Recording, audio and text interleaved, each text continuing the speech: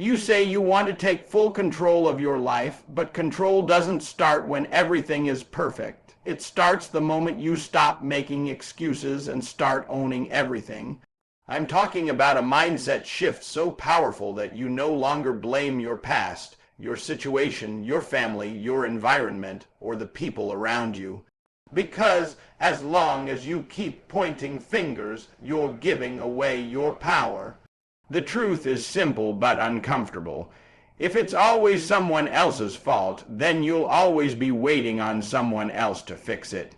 And that means you're stuck. But the second you say, "This is on me," everything changes. Now you're in control. Now you can make decisions that move your life forward. Ownership is not about guilt. It's about power. It's about realizing that even if you didn't create every problem in your life, you are responsible for solving it. That's where growth begins. You didn't choose where you started, but you absolutely choose where you go from here. And the people who win in life, they're not the ones with the easiest paths. They're the ones who refuse to stay down, who refuse to complain, who refuse to stay victims of their circumstances. They take what they have and they build something with it. They wake up every day and say, "What can I do better today?" instead of "Why is this happening to me?" That's the difference. When you take ownership, your mindset shifts from passive to aggressive, from waiting to creating. You stop reacting to life and start designing it. You start making decisions based on where you want to go, not where you've been. And yes, it's hard. Because ownership means no more comfort in excuses. It means facing your weaknesses, your bad habits, your procrastination, your fear, and deciding to do something about it anyway. It means holding yourself accountable when nobody else does. It means doing the work even when it's boring, even when it's repetitive, even when you don't feel like it. But that's the price of control, and the reward: freedom. Freedom to shape your future, freedom to build your dreams, freedom to become the person you know you're capable of being. So stop waiting for someone to save you. Stop waiting for the right time, the right opportunity, the right support. You are the opportunity. You are the answer. Take ownership of your time, your energy, your actions, and your results. Because at the end of the day, nobody is coming to do it for you. And once you truly understand that, once you embrace that responsibility fully, you don't feel burdened. You feel empowered. That's when your life starts to change. That's when you go from being controlled by circumstances to controlling your direction. And that's what it really means to take full control of your life. You say you want to take full control of your life, but control isn't built on motivation. It's built on discipline. Because motivation is temporary. It comes and goes like a feeling, like the weather. Some days you wake up ready to conquer the world, and other days you don't even feel like getting out of bed. If you rely on that, your life will always be inconsistent. But discipline is different. Discipline doesn't care how you feel. Discipline shows up when you're tired, when you're stressed, when you're bored, when nobody is watching. And that's where real control begins, when your actions are no longer controlled by your emotions. Because let's be honest, your feelings will lie to you. They'll tell you, "Skip today, you deserve a break," or "Start tomorrow, today isn't the right time," or "You're too tired, it's not worth it." And if you listen to those voices every time, you slowly lose control of your life without even realizing it. Days turn into weeks, weeks turn into months, and suddenly you're stuck in the same place, wondering why nothing has changed. But the people who truly take control, they don't negotiate with their feelings. They don't ask themselves if they feel like doing the work. They decide that the work must be done no matter what. That's the difference. Discipline is waking up early when your body wants more sleep. It's working on your goals when distractions are calling your name. It's staying focused when your mind wants comfort.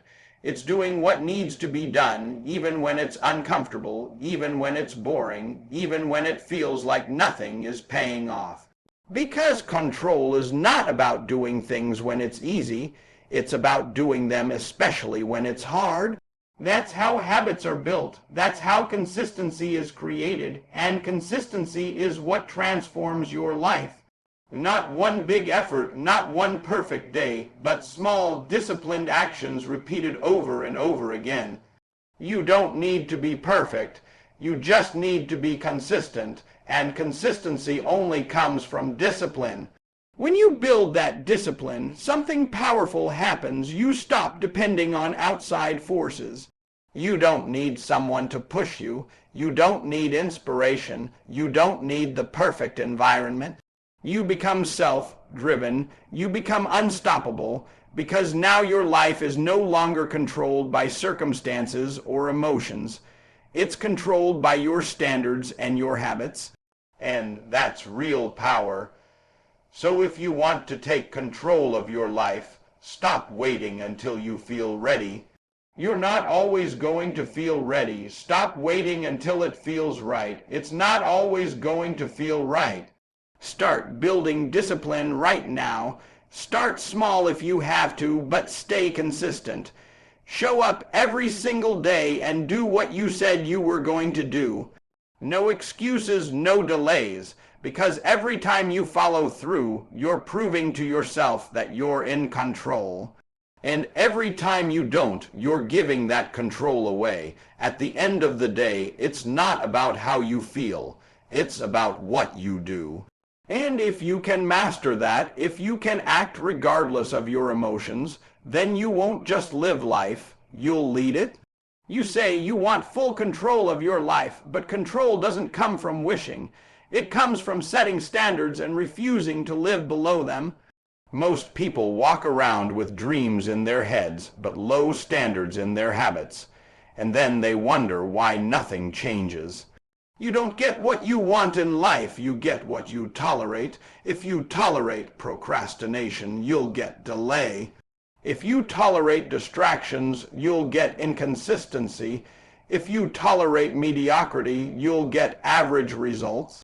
That's the truth. Control begins the moment you draw a line and say, this is no longer acceptable, and not tomorrow, not next week, right now. It's a decision that shifts your identity, because when your standards go up, your behavior has to follow. You start waking up earlier not because you feel like it, but because your standard says wasting time is no longer an option. You start protecting your focus because your standard says distractions are too expensive. You start holding yourself accountable because your standard says excuses are no longer part of your vocabulary. And here's the part people don't like. Raising your standards is uncomfortable. It forces you to let go of habits that feel good in the moment but cost you in the long run.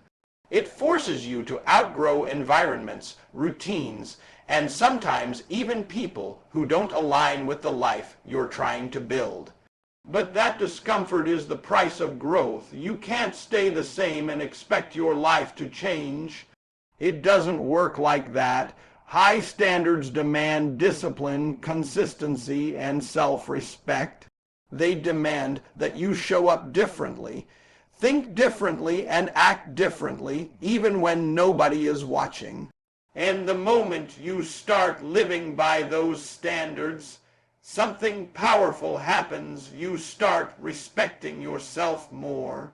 Because every time you keep a promise to yourself, every time you choose growth over comfort, you're building trust with yourself. And that self-trust is the foundation of control. When you trust yourself to do what you said you would do, you stop doubting your ability to succeed. You stop second-guessing your decisions. You move with confidence, with clarity, with purpose. But let's be real, it's not a one-time decision. You don't raise your standards once and suddenly everything is perfect. It's a daily commitment. Every single day you're going to be tested. Life will try to pull you back into old habits, old mindsets, old comfort zones, and in those moments you have to remind yourself who you decided to become. You have to choose your standards over your feelings, because standards without action mean nothing. You've got to live them, breathe them, enforce them in your daily life.